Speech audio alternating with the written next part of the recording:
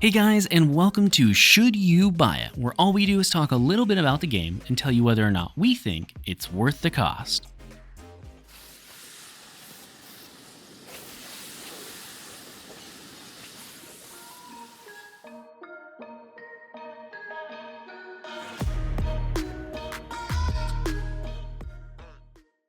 In this episode, we'll be playing Kenshi, the open-world top-down sandbox RPG game where you start out as nothing but a weak soul trying to survive, and eventually will be able to become strong and create your own story. Now, before we get going, the first question that we always cover in this video is what stage of development is the game in?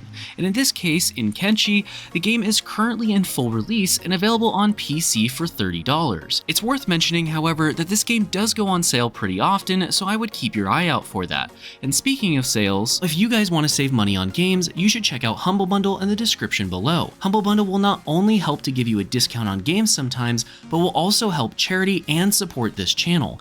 Everything you purchase on Humble Bundle will go towards helping a charity, helping our channel, and giving you some kind of a discount if there's a discount running on that game, which they have tons of discounts that Steam does not all the time. And again, if you want to save money, just check out Humble Bundle down below by clicking the link. With all that being said, what exactly is Kenshi though? Well, Kenshi is definitely not your standard RPG game that you might find out on market today. Instead, it's more along the lines of something like Skyrim without the main storyline, but a grander scale for you to explore and immerse yourself in. You see, Kenshi doesn't give the player a story to follow or a direction to go in.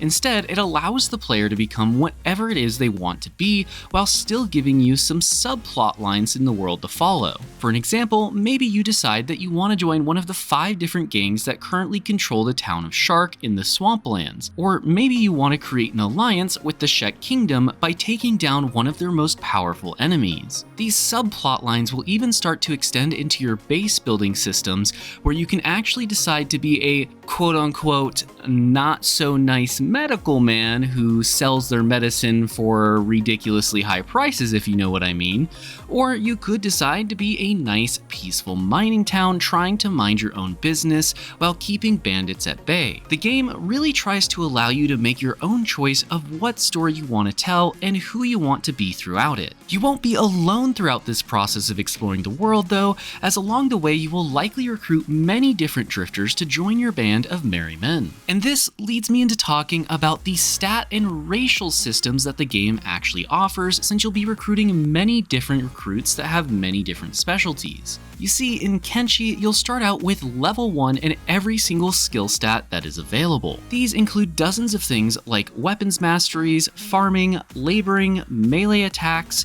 dodge, toughness, dexterity, strength, science, stealth, thievery, and much more. Many of which you will want to level up depending on how you want to play your characters. For an example, you might have one person in your party who's a dedicated thief, while you have another who's a dedicated heavy weapons master. Now, each of those stats can be leveled up and grinded to the point where it will take you multiple days just to max out a couple of skills for one single character. And when you have a party of 10 to 20 people, that can take quite a while and gives you a lot to start to work towards. It's important to remember though that Kenshi is meant to be an unforgiving game, and therefore it's not to be something that is conquered in a day. Now, as far as difficulty goes, the game has several available starting options, with everything from starting as a slave to starting as a trader with lots of gear and equipment being an available option to you. This, however, probably won't matter too much other than when you very first start the game and how difficult that starting point of your game is. And that is because once you reach a certain point within the game starts to open up and the difficulty level is equal to and depending on where you are in the world and how prepared you are for that area, which means that this game will not scale to your level based on how far in you are.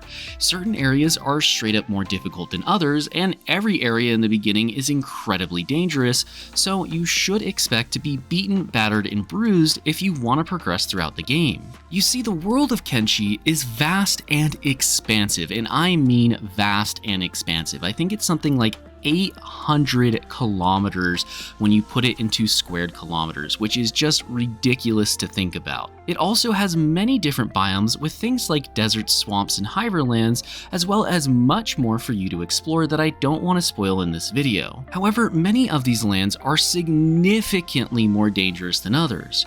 For an example, on the default start of the game, you'll be inside the border zone, which is a mountainous dry area of the map that only has a few dangers for you to worry about, such as wolves, bandits, and patrols. But other areas, like the swamps, have spiders, ninjas, and a variety of other things that may be in your way. As you can imagine, a wolf or a bandit might have a pretty low combat stat, so you'll be able to start taking them on pretty early. Whereas things like ninjas or beak things, which I'll let you explore that fun world for yourself of a beak thing, really can have higher stats and thus can wipe out your party much easier, therefore meaning that you'll have a lot more risk when engaging with them.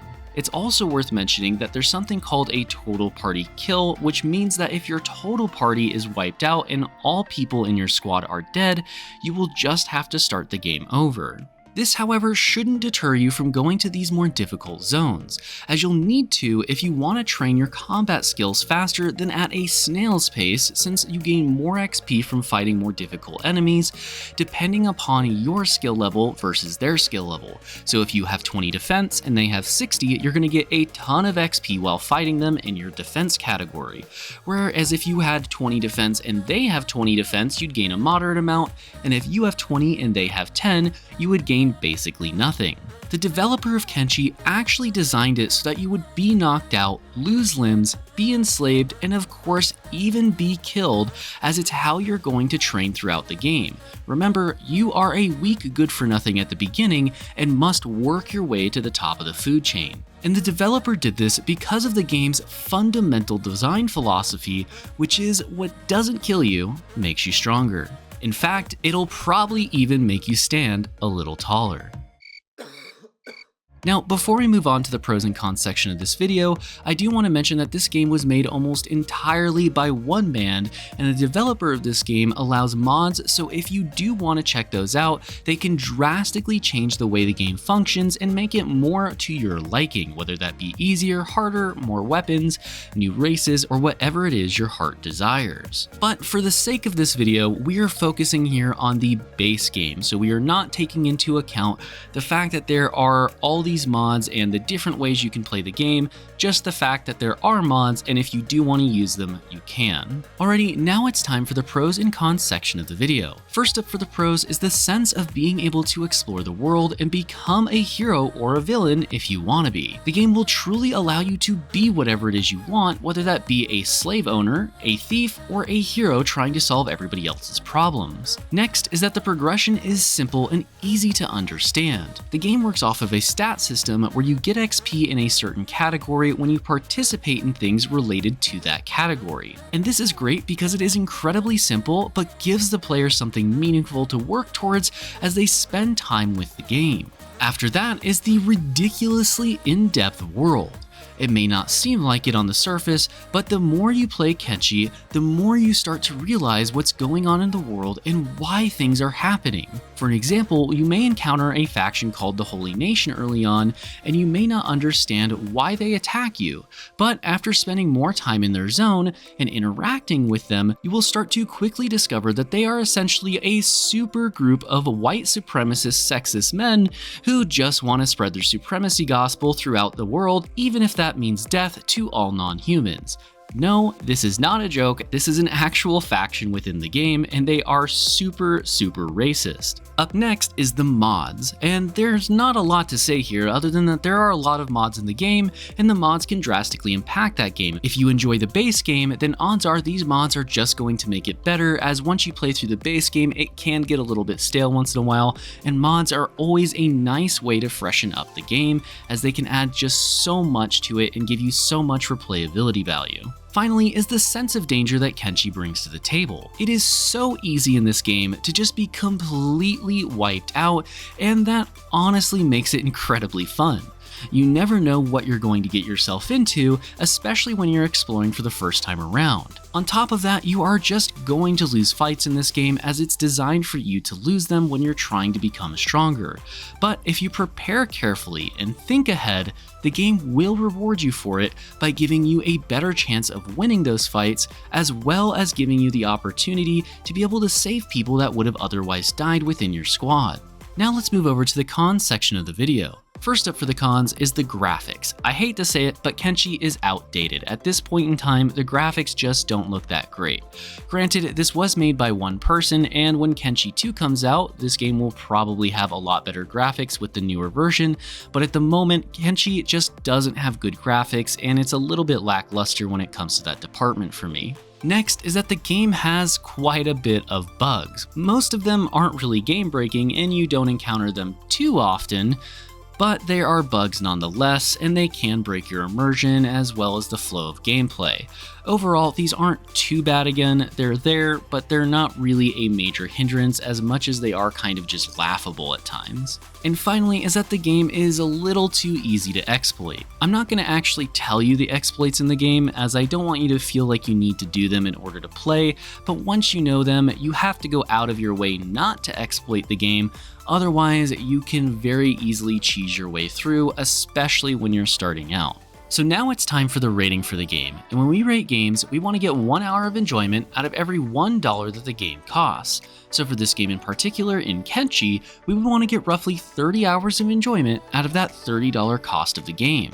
And after playing this game for well over 24 hours, in fact it was closer to 70, we give this game